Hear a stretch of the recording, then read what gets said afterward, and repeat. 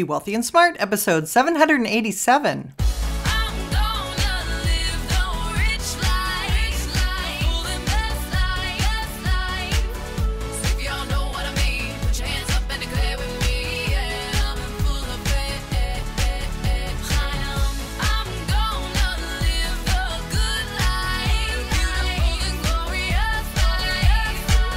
Step into a world of wealth and financial freedom without budgets, boredom, or bosses on Be Wealthy and Smart.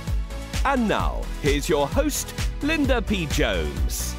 Welcome to Be Wealthy and Smart. I'm Linda P. Jones, America's Wealth Mentor, empowering women and men worldwide to financial freedom.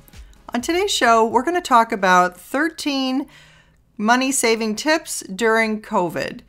And that's because people are wondering, what are the money moves you should be making right now? Is there anything specifically you should be looking at? Is there any kind of improvement that's possible?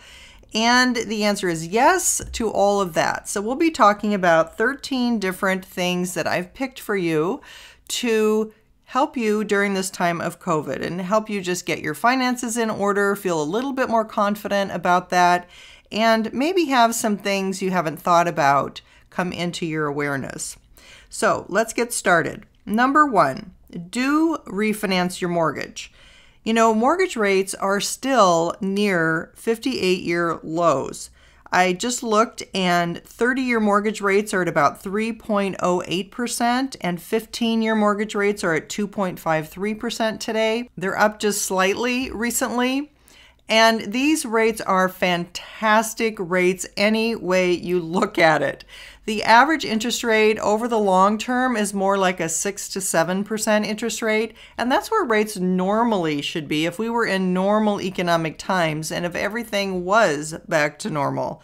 So getting a 3% rate or thereabouts is phenomenal. And using the rule of 72, that means that the years times the interest rate is the time it takes for money to double. In this case, it would be the time it would take for your loan size to double. And that would be 24 years at a 3% interest rate, because 24 years times 3% equals 72. And so it will take 24 years for your loan size to double at a 3% interest rate. So you see, at a very low interest rate, your debt is not growing quickly. That's why not all debt is the same.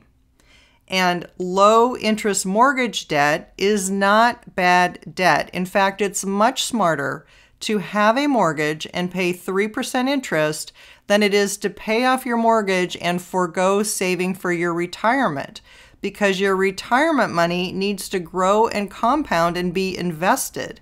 And the problem with paying off your mortgage ahead of time is that people are diverting their funds from investing in their retirement to paying off a 3% interest rate in their mortgage. And that is a critical mistake. By doing that, you're not going to build $1 million in your retirement portfolio, and you're going to pay off 3% interest that doesn't grow very fast. I know that there's this emotional argument that you feel so much better having your house paid off, but what price are you paying for that? You are paying the foregoing, the opportunity cost of investing in your retirement plan and being able to grow $1 million in your retirement plan. This is a serious mistake, in my opinion. Number two, do save more.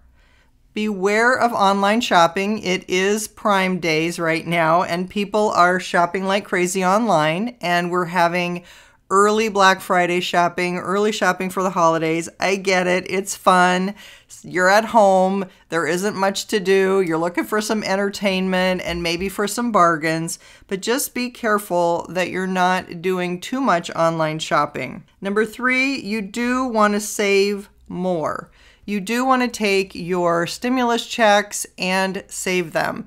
Create your emergency fund. If we get round 2 of stimulus, save that in your emergency fund. Number 4, you want to start prioritizing any large purchases that you're going to make.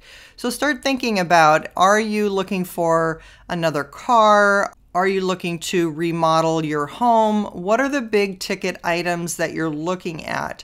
and start prioritizing, start creating a budget for what that remodel might look like. We'll talk more about remodeling at the end, but these are things that you want to start prioritizing. What are your large items that you're going to be spending money on? What are your big ticket items? Number 5, don't touch your retirement accounts. Even though there are some provisions for dipping into your retirement accounts early, you want to keep your retirement money separate and keep thinking about it as if you can't do anything to touch it until retirement. Once that money's put into the account, it's gone and it is being invested until you retire. That's the way to have success with your retirement account, and that's the way to get your compounding going and to reach your financial goals. Number 6, stay invested. So don't panic and sell your stocks. If you can, do some dollar cost averaging in. Keep doing your 401k contributions. If they are matched, you're getting free money, and that is the best investment that you can make, is to get more free money. So keep investing in your 401k, increase the amount in your 401k if you can, and continue to take a long-term view with your investments. As we saw this year, the market can be very volatile, but just like it declined about 30% very quickly, it also rebounded and went to new highs very quickly. But the key was to stay invested, and is to stay invested for the long term. Number 7, review your asset allocation. The stock market has been volatile, as I said, but it's also been very crazy in just a handful of tech stocks. And a lot of people are very overweight just a handful of tech stocks. So I would review your asset allocation, make sure that it's not completely out of whack, and also be careful where your brokerage account is. That new app that has a lot of young people investing through it has had some major hacks, and people are losing their entire account balances, according to recent news. So be very careful what brokerage firm you are investing with. Make sure it's a firm that can execute your trades and does not freeze up. Make sure it's a firm that does not have hacks where your money gets stolen, and it's a long-term reputable company. Number 8, consider adding some silver to your portfolio. Different forms of silver that I like is number 1, physical silver coins in your possession. This is a great time to buy. Silver is still a bargain. And the uncirculated silver coin, proof coin, is just getting an increase here in price to $67 a coin, even though silver is at $24 an ounce. So the uncirculated proof coins are getting a jump in price from the mint. That tells me that they're having a harder time getting silver, and they don't think that they're going to be able to put out that many coins, possibly.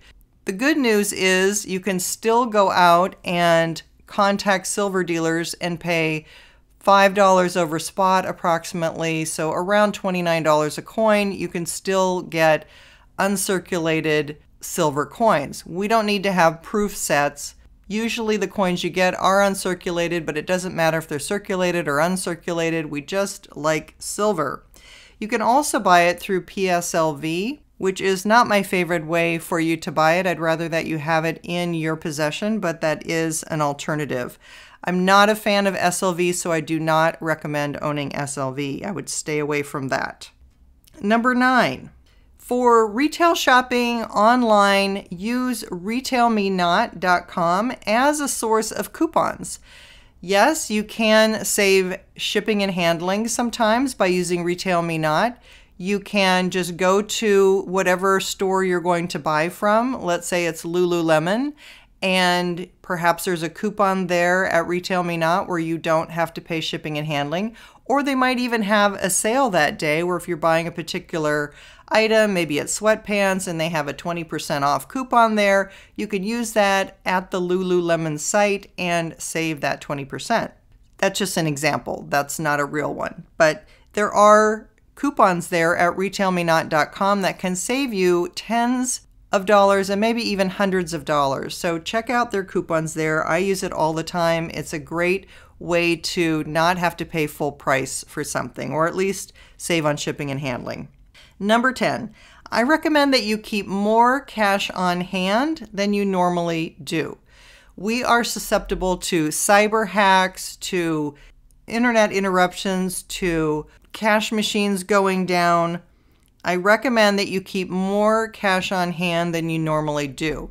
What if we weren't able to access our accounts electronically? How much cash would you have to go buy some groceries, go buy some medicines, or pay for gas, or whatever things you need for a few weeks? I would keep a couple of weeks of cash on hand hidden at home. Number 11, buy some extra food and water.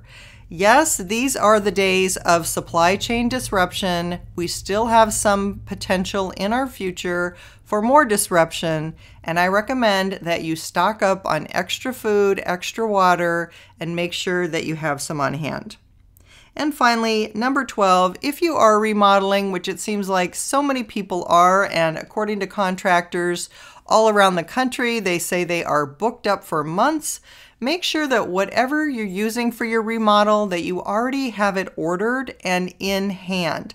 And that's because certain cabinets, certain refrigerator parts, certain other items that are made overseas in certain countries are not as available as they used to be. So people are having difficulty getting refrigerators in some cases. People are having difficulty getting their cabinets. So make sure whatever you need, the stone for your floor or the cabinets or the faucets or whatever you're going to use for your remodel, order them first and have them on hand, store them in your garage, and make sure you have all the supplies. Otherwise, you're going to start your remodel and find out you can't get a hold of certain things, and then you're going to be stuck with a remodel partially completed for maybe an extended period of time.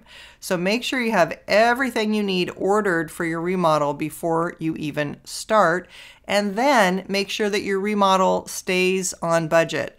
These are big dollars that you're spending when you're doing a remodel, and it's easy for that remodel to get out of control. So make sure and stay on top of where the bills are, what the labor is, what everything is costing.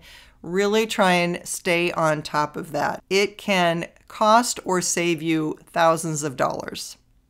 All right, so I'll do a quick review of your 13 money tips during these times of COVID. Number 1, do refinance your mortgage. And do use a mortgage and also save for your retirement. Number 2, do save more. Number 3, beware of overspending with online shopping. Number 4, prioritize any large purchases that you're making and plan well for those purchases in advance. Number 5, don't touch your retirement accounts until retirement. Number 6, stay invested and dollar cost average. Keep a long-term view. Number 7, review your asset allocation. Make sure you're not too overweight in any individual stocks or too much technology, and stay away from any apps that are not reliable for trading. Number 8, add silver to your portfolio, preferably silver coins in your possession. Number 9, use retailmenot.com for discount coupon codes for any online shopping. Number 10, keep more cash on hand. Number 11, stock up on food and water. And number 12, if you're remodeling, get your items in stock first and watch your budget closely. Those are my 13 money-saving tips during this time of COVID. I hope it helps you save some money, make some wise spending decisions, and overall come out of this in a better position. If you are looking to increase your knowledge about finance, check out my book, You're Already a Wealth Heiress, Now Think and Act Like One, 6 Practical Steps to Make It a Reality Now. In there you get your Wealth Heiress tips of all things you should be doing for financial freedom, and you get your Millionaire Action Plan, and it's for women and men love it too. That's all for today. Until next time, live the good life and be wealthy and smart. Thank you for listening to Be Wealthy and Smart with Linda P. Jones. Share the wealth and tell your family and friends about the show. Check Check out our website, blog, and social media for more riches at www.bewealthyandsmart.com.